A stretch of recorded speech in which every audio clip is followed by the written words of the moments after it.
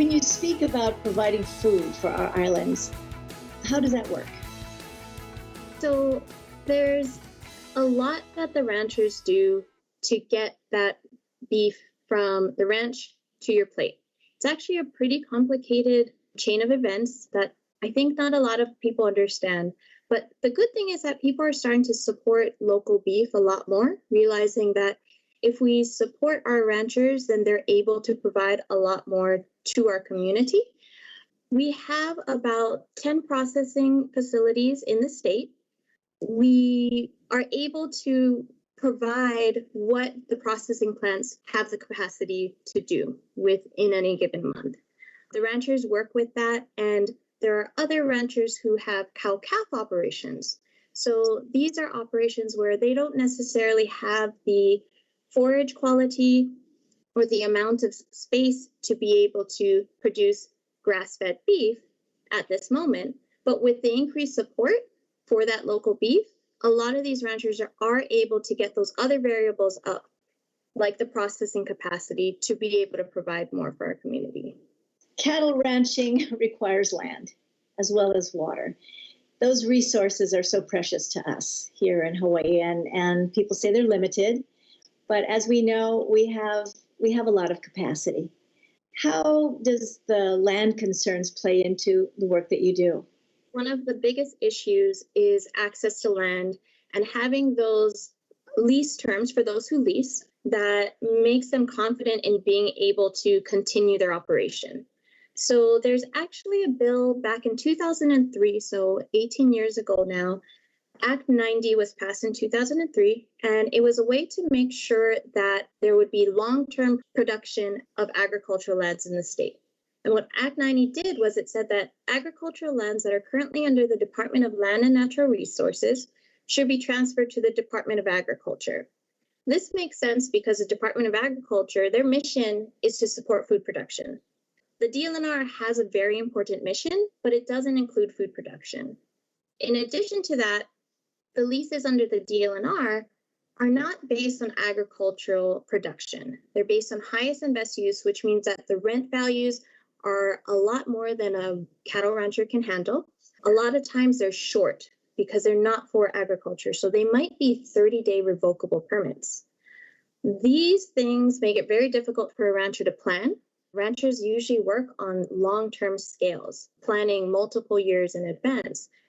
The other thing with having confidence in their lease terms is that they're able to put in these investments into infrastructure like water, like fencing, like improving the roads. These are all things that are a benefit for the whole community.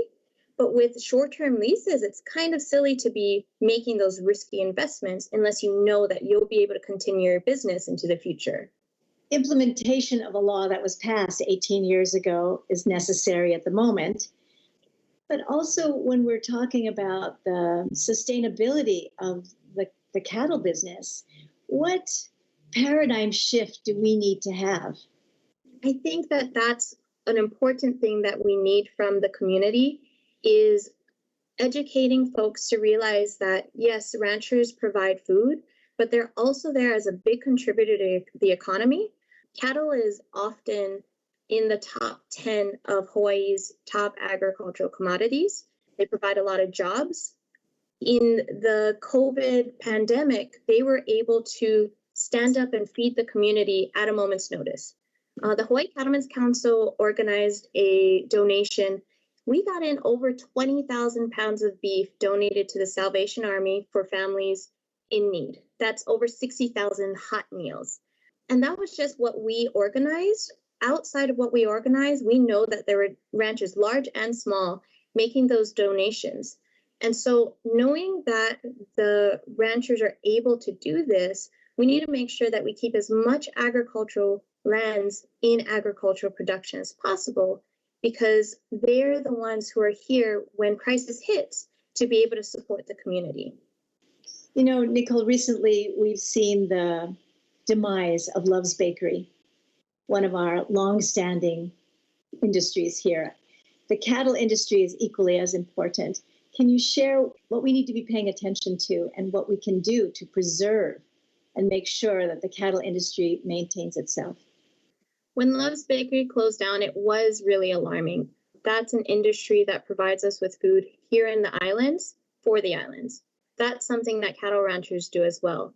And I think that recognizing that being able to support ourselves from within the islands is important, and hoping that we get more advocacy for keeping agricultural lands in agriculture. It's really easy to change the use of an agricultural land to something else that might produce more money, but what is the cost of no longer being able to produce food for our islands? And when lands are no longer managed for agriculture, it's really difficult to get it back into working order if you wanted to revert back to it. So a lot of what we do with the Hawaii Cattlemen's Council is make sure that we get all of our voices together to advocate for agricultural lands staying in agricultural production. Well, and I really appreciate you sharing the generosity and the vision that the Cattlemen's Council has in terms of helping to take care of the community, because that's really what the show is about. How do we help each other take care of each other? Some parting words as we end our conversation today. Ranchers are here day in and day out on the ground stewarding the land. That's not just providing you food, but that's providing all the ecosystem services that you might not think of, but are being spread to the wider community as a whole. And I'd like to look at cattle ranching and well-managed rangelands as a way to help us through climate change and making sure that our community is provided for, as well as our land taken care of every day. Well, let's see if we can get those lands that are currently under DLNR transferred where they belong, to the Department of Agriculture. And thank you so much for sharing your time and educating us to what is available and how we can support the Cattlemen's Association. I so appreciated being here talking with you. Thank you. Mahalo for joining me in meeting Nicole Galase, Managing Director for the Hawaii Cattlemen's Council.